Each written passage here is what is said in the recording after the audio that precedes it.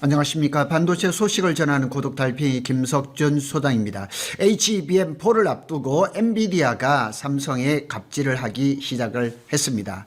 그리고 엔비디아가 지난 3월 11일 날 평택 캠퍼스를 실사를 했습니다. OODC라 그러죠. 그리고 3월 12일 날 천안 캠퍼스를 실사를 했습니다.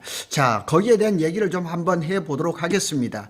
AI 시장의 절대적인 강자인 엔비디아가 삼성전자하고 가격 경쟁을 시작했다. 이 말이 맞을 겁니다. 그래서 작년 같은 경우는 SK 하이닉스가 HBM4를 뭐 $650 정도의 계약을 했다. 그리고 최근에는 삼성전자가 $700에 계약을 했다. 이런 얘기가 나오는데 아직까지 대량 납품 이런 것들은 얘기가 안 나오는 거 보니까 엔비디아하고 삼성과의 가격 줄다리기가 시작됐다 이렇게 보는 것이 맞을 겁니다. 통상 수준을 넘는 삼성 평택 캠퍼스 실사, 그래서 지난 3월 11일 날 엔비디아가 평택 캠퍼스를 방문을 했습니다. 평택 캠퍼스에서는 HBM4를 만드는 원시 디램을 대량 생산하는 팹이 있기 때문인 것입니다. 그래서 평택 캠퍼스 반도체 패키징 라인을 찾아서 생산 라인을 점검을 했다 그럽니다. 그런데 그것이 통상 수준을 넘어서 굉장히 빡빡했고 태클을 좀 걸었다는 예의 소식입니다. 이 소식은 국내 신문에서 났던 것은 아니고 블로터에 올라온 기사입니다. 그걸 한번 분석을 해보겠습니다. 평택 캠퍼스를 현미경처럼 오디스를 했다, 실사를 했다, 점검을 했다, 평소와는 다른 강도다 이렇게 나와 있습니다. 3월 11일 날 이제 평택 캠퍼스를 이제 라인을 오디스를 했고 3월 12일 날은 천안 패키징 라인을 오디스를 했다 그럽니다. 그래서 오디시라는 것은 원래 정기적인 고객사 품질 검증 절차다 이렇게 얘기했지만 이번 오디스는 평소하고는 강도가 매우 높았다는 것이 특징입니다. 그래서 이 특징적인 행동은 왜 그러느냐. 엔비디아 실사단은 평택 캠퍼스에서 웨이퍼 공정이라든가 테스트라든가 패키징 공정이라든가 설비 안정성, 전력 테스트까지 그 전체 공정에 대해서 매우 세밀하게 점검을 한다는 얘기죠. 그리고 엔비디아 입장에서는 다음 주 월요일이죠. 3월 16일 날 미국 캘리포니아에서 GTC 2016이 열립니다. 거기에 차세대 AI GPU인 베라 루빈이 이제 공개가 될 것인데 지금 나오는 소식에 본다면 거기에는 삼성의 HBM4가 탑재된 것이 틀림없는 것 같습니다. 그래서 엔비디아 실사단은 사소한 공정의 변수라든가 설비 문제의 가능성인가 품질 관리 체계까지 하나하나 지적하면서 압박했다고 이렇게 전해지고 있습니다. 그래서 이번 오디스는 단순한 품질 점검이 아니라 HBM4 공급 계약을 앞두고 전초전 성격으로 약간의 힘겨루기, 힘싸움 이런 것이라고 이렇게 보면 되겠습니다. 그래서 다시 말해서 HBM 가격 협상용 명분을 만드는 그냥 흠이 아닌 트집을 조금씩 잡는 거죠. 업계 해석을 보면 이번 엔비디아의 강한 지적은 기술 문제가 아니라 이 협상인데 가격 협상이었죠. 전략 잃을 가능성이 크다는 분석입니다. 핵심 목적은 바로 HBM4 납품 가격 협상 주도권을 확보하는 데 있다 이렇게 보시면 되겠습니다. 그래서 엔비디아의 협상 전략은 보통 이런 4가지 정도입니다. 오디스에서 문제를 지적한 문제가 아니라 그냥 시비가를 잡는 거예요. 품질 리스크를 또 강조를 하고 공급 안정성의 의문을 막 제기를 하고 가격 협상에서 단가 인하를 요구하는 이런 4단계의 그 절차를 가지고 있다 그랬습니다. 그러니까 리스크가 아닌데 리스크가 있을 것 같으니 가격을 낮추라는 협상 구조를 만드는 그런 단계라 이래 보시면 되겠습니다. 그래서 삼성전자 입장에서는 복잡해요.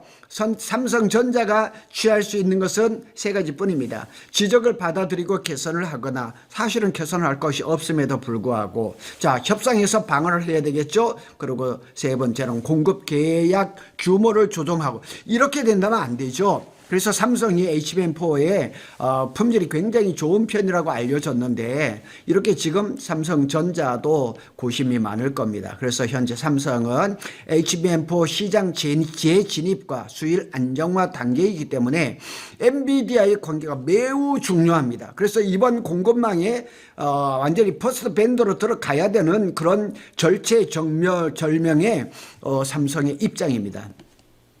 엔비디아는 이런 수법을 통해 가지고 공급망 길들이기 전략을 하고 있다고 합니다. 이 부분이 기사에서 가장 중요한 핵심입니다. 엔비디아는 과거에도 똑같은 전략을 썼다 그럽니다. SK 사례에서도 마찬가지입니다. HBM3 독점 공급 시기에도 수율 기준을 강화를 하고 패키징 요구 조건을 강화를 하고 테스트 조건을 확대를 해서 지속적으로 요구를 하면서 가격을 낮추려고 하는 그런 전략을 썼죠. 그런데 HBM3까지는 거의 SK 하이닉스가 독점을 했기 때문에 그렇게 두드러지진 않았어요. 그런데 HBM4에서는 지금 멀티밴더를 완성을 했기 때문에 엔비디아의 이 공격이 아마 거세질 겁니다. TSMC에서도 마찬가지입니다. GPU 공정 전환기마다 수율 문제를 공개적으로 언급하고 공급 안정성을 압박을 하고 가격 협상을 재조정하는 전술을 사용했습니다. 그러니까 엔비디아가 워낙에 많은 영업이익을 내는데도 불구하고 지금 이런 전략을 쓰는 거죠. 그래서 엔비디아의 전략의 본질을 한번 딱 살펴보면 GPU 설계는 엔비디아, 파운드리는 이제 GPU를 이제 TSMC에서 생산하죠. 그러나 HBM 공급은 삼성, SK 하이닉스, 여기에 또 마이크론까지 있죠. 그래서 AI 생태계의 절대 갑입니다. 절대 갑이기 때문에 천하의 삼성, SK 하이닉스 할지라도 엔비디아의 요구를 그냥 무턱대고 무시할 수는 없는 거죠. 그래서 공급망을 대상으로 해서 가격 협상을 압박을 주고 기술 기준을 강화를 하고 공급 경쟁 유도를 반복해서 유리한 고지를 차지하는 거죠. 핵심 결론은 두 가지입니다. 투자 관점에서 한번 본다면 이번 사건의 본질은 단순한 오디시 아니라 HBM4 협상 전략, 가격 협상 전쟁의 시작입니다. 과연 어떻게 결론이 지어질지는 이제 조금 있으면 나타날 겁니다. 정리해보면 평택 오디시의 강도는 가격 협상의 전초전이고 기술 지적은 가격을 깎기 위한 협상 명분을 추적하는 것이고 공급망을 압박하는 엔비디아의 전통적인 전략이다. 그래서 이 전략에 휘말리면 안 되겠죠. 그리고 지금은 메모리 반도체 HBM 그다음에 범용 메모리 반도체도 공급 부족이 심각한 상태라서 엔비디아의 요구대로 끌려가지는 않을 겁니다. 만일 물량이 적다 그러면 범용 D램으로 팔면 됩니다. 굳이 끌려갈 필요는 없다. 다시 말해서 HBM4 가격 협상이 이미 시작됐다는 긍정적인 신호로 받아들이면 되겠습니다. 구독 달팽이가 보는 더 중요한 포인트를 한번 살펴볼까요? 구독 달팽이가 계속 분석하는 HBM4 공급 구조에서 보면 이 사건은 매우 큽니다. 핵심은 이겁니다. 현재 구도는 앞에서 말한 대로 GPU는 엔비디아, HBM은 삼성전자, SK 하이닉스, 마이크론은 미국 회사니까 건너뛰고 자 엔비디아가 일부러 두 회사를 경쟁시키는 그런 구조입니다. 그러니까 삼성이 지금 HBM4에서 약간 앞서고 있어요. 그런데 또 지금 많은 물량과 많은 높은 수위를 기록하고 있는 SK가 뒤에 딱 버티고 있으니까 먼저 삼성부터 태클을 걸기 시작을 한 겁니다. 그래서 삼성전자는 가격 압박, SK 하이닉스는 기술 압박을 동시에 걸면서 가격을 최대한 낮추는 그런 전략을 투트랙 전략을 쓰고 있는 것이 눈에 보입니다. 그래서 이번 사건은 단순한 오디시 아니라 HBM4 가격 전쟁 시작 신호라고 보는 것이 맞습니다. 그러면 칼자루가 누가 쥐고 있느냐?